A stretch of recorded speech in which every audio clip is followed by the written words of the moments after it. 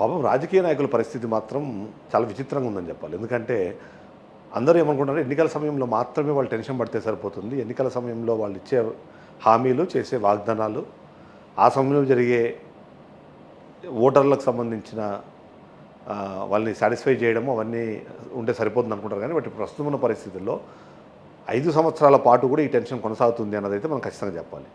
ముఖ్యంగా ఆంధ్రప్రదేశ్ రాష్ట్రానికి సంబంధించి చూసినప్పుడు హైటెక్ ముఖ్యమంత్రిగా చంద్రబాబు నాయుడుకి పేరు ఉంది. అంతేకాకుండా ప్రతి ఒక్క విషయానికి సంబంధించి చాలా సమూలంగా కింద స్థాయిలో అంటే చాలా గ్రౌండ్ లెవెల్కి వెళ్ళి ఇన్ఫర్మేషన్ తెప్పించుకుంటారు. దానికి అనుగుణంగానే ఆయన పాలన చేయడంతో పాటు ఎవరైతే ఎమ్మెల్యేలు ఉన్నారో వాళ్ళందరికీ సంబంధించిన పనితీరును కూడా ర్యాంకుల వారీగా, మార్కుల వారీగా ఎప్పటికప్పుడు బేరీజు వేసుకొని పాలన ముందు కొనసాగించడంతో పాటు వీళ్ళకి ఎలాంటి అధికారాలు ఇవ్వాలి, లేకపోతే వాళ్ళకి ఎలాంటి స్వేచ్ఛను ఇవ్వాలనే విషయంపై కూడా డిస్కస్ చేస్తారన్నది చాలామంది తెలిసిన విషయమే. ప్రస్తుతం ఆంధ్రప్రదేశ్ రాష్ట్రంలో కూడా అదే తరహా పరిస్థితే కొనసాగుతుంది. ఎందుకంటే సంవత్సర కాలం దాటిపోయింది. 5 ఏళ్ల పాటు వైసీపీ హయాంలో ఆర్థిక విధ్వంసం జరిగిందని, అభివృద్ధికి అవకాశం లేకుండా పోయిందని, ప్రజలందరూ నిజంగానే ఒక నిరక్షకుత పాలనలో ఉన్నారని చెప్పుకొని వచ్చి తద్వారా ప్రజలకు గతంలో ఉన్న సంక్షేమ పథకాల కన్నా మంచి సంక్షేమ పథకాలు అందిస్తామని చెప్పి మరి చంద్రబాబు నాయుడు ఇవాళ అధికారంలోకి వచ్చిన తర్వాత ఈ అధికారంలోకి రావడం అంటే కూడా మామూలుగా కాదు. 175 స్థానాలకు గాను కూటమిలో మొత్తం 164 స్థానాలను సొంతం చేసుకొని మరి ఎప్పటికీ అంటే ఇప్పటివరకు జరగలేదు, ఫ్యూచర్లో నెవర్ బిఫోర్ ఎవర్ ఆఫ్టర్ అనేంత స్థాయిలో సీట్లు గెలుచుకున్న తర్వాత ఇప్పుడు ఒక్కో జిల్లాకు సంబంధించి తెప్పించుకుంటున్న రిపోర్టులు కానివ్వండి, సర్వేలు కానివ్వండి, ఓవైపు చంద్రబాబు నాయుడిని టెన్షన్ పెట్టడం కన్నా ఎక్కువ ఆ ఎమ్మెల్యేలో టెన్షన్ పెడుతున్నట్టుగానే మనకు అర్థమవుతుంది.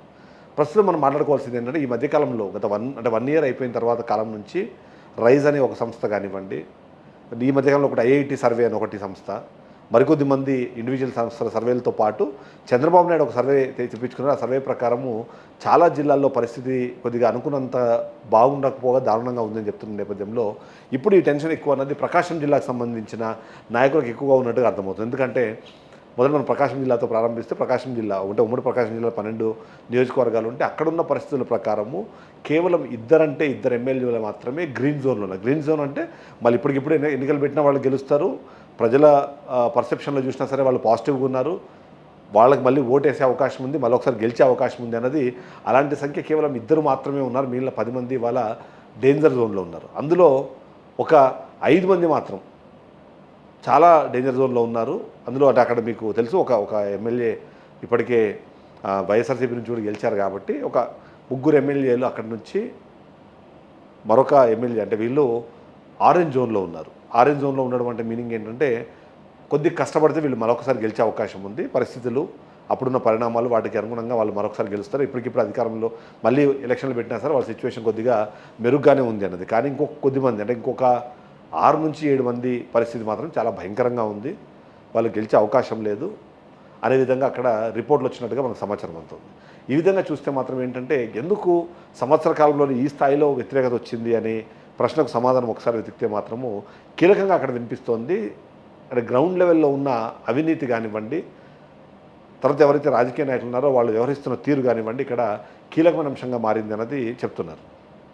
అందులో భాగంగానే గెలిచి వచ్చిన తర్వాత ప్రజలకు సంబంధించిన ఆకాంక్షలు నెరవేర్చడము, సంక్షేమ పథకాలు అందించడం, ఒకవేళ అందించలేని పక్షంలో దానికి వాళ్ళని కన్విన్స్ చేసి ఎక్స్ప్లెయిన్ చేయడం, ఇవన్నీ ఒక ఎత్తు అయితే మరొక కీలకమైన అంశం ఇప్పుడు మొదటిది శాండ్. ఎందుకంటే ఉచిత ఇసుక అనే పేరుతో టీడీపీ కూటమి ప్రభుత్వం అధికారంలోకి వచ్చింది. ఆ ఉచిత ఇసుక అది కాకపోగా అక్కడ సాధారణంగా ఎక్కువ ఇసుక ఉంది. అంతేకాకుండా ఇసుక అక్రమ రవాణాకు సంబంధించి అక్కడ చాలా స్ట్రాంగ్గా యాక్టివిటీస్ జరుగుతున్నాయన్నది ఒక విశ్లేషణగా వినిపిస్తుంటే, రెండో అంశము మట్టి తవ్వకాలు, మూడో కీలకమైన అంశము రేషన్ మాఫియాకి సంబంధించి.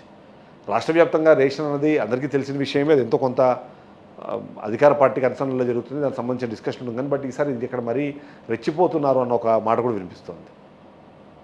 ఇవి 3 కాకుండా మరొక కీలకమైన అంశం లిక్కర్ పేరుతో అక్కడ ఉన్న ఏవైతే షాపులు ఉన్నాయో ఆ షాపులు ఎవరికి వచ్చినా సరే అవి ఖచ్చితంగా స్థానిక ఎమ్మెల్యే ఆధ్వర్యంలో నడవడమో లేకపోతే ఆయన పార్ట్నర్షిప్లో నడపాలనే ప్రయత్నమో చేస్తున్నారన్నది ఒక ఆరోపణ.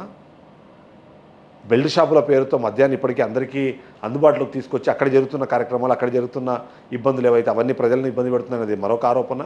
ఇలాంటి ఆరోపణల నేపథ్యంలో ప్రకాశం జిల్లాకు సంబంధించి చూసినప్పుడు అక్కడున్న నాయకులు ఈ సర్వే రిపోర్ట్స్ ఏవైతే ఇప్పటికీ చంద్రబాబు నాయుడు చేతిలో చేరాయో ఆయన చూసి తర్వాత ఏం నిర్ణయం తీసుకుంటారు, తద్వారా ఎవరినైనా పార్టీలో నుంచి ఇప్పటికిప్పుడు సస్పెండ్ చేసి పక్కన పెట్టే పరిస్థితి ఉండదు. కానీ బట్ వచ్చే ఎన్నికల వరకు వాళ్ళ సిచ్యువేషన్ ఎలా ఉంటుంది, వాళ్ళకి వార్నింగ్ ఇచ్చి వదిలేస్తారా, వాళ్ళని అంటే మళ్ళీ మారడానికి ఏమైనా అవకాశం ఇస్తారన్నది ఒక ప్రశ్న ఉంటే, కొద్దిమంది మనం చూస్తున్నాం అక్కడ మంత్రి పదవుల కోసం ఆలోచిస్తున్నారు. మంత్రి పదవులు ఏమైనా వస్తాయేమని చెప్పి ఆశపడుతున్న వాళ్ళు, అలాంటి వాళ్ళకి తోడు వాళ్ళని సపోర్ట్ చేసే మరికొద్ది మంది, వీళ్ళందరూ కలిసి అక్కడ వీళ్ళకి టెన్షన్ అయితే ప్రారంభమైపోయింది. ప్రస్తుతం మన పరిస్థితుల్లో చంద్రబాబు నాయుడు ఎలా వ్యవహరిస్తారు, ఇది ప్రకాశం జిల్లాలో ఒకవేళ నిజంగానే మార్పులు చేర్పులు అనుకుంటే వచ్చే 4 ఏళ్లలో ఇంకా అధికారం ఉంది, ఆ 4 ఏళ్ల పాటు ఇంకా ఎలక్షన్లు వచ్చే అవకాశం లేదు. కానీ చంద్రబాబు నాయుడు ఒకవేళ కాదు అనుకుంటే మాత్రం ఇమ్మీడియట్లీ అక్కడ ఇన్ఛార్జీలను పెడతారు. ఎమ్మెల్యే అభ్యర్థి ఒకవేళ అతను ఉండడం అనుకుంటే ఇన్ఛార్జీలను పెట్టి ఇన్ఛార్జీల ద్వారా అక్కడ పాలన సాగించే ప్రయత్నం చేస్తే మాత్రము ఇది వీళ్ళకి ఇబ్బంది కలిగే అవకాశం ఉంది అన్నదే చాలామంది మాట్లాడుకున్న నేపథ్యంలో ప్రకాశం జిల్లాకు సంబంధించిన టీడీపీ నాయకులు మాత్రం టెన్షన్ పడుతున్నారు, భయపడుతున్నారు.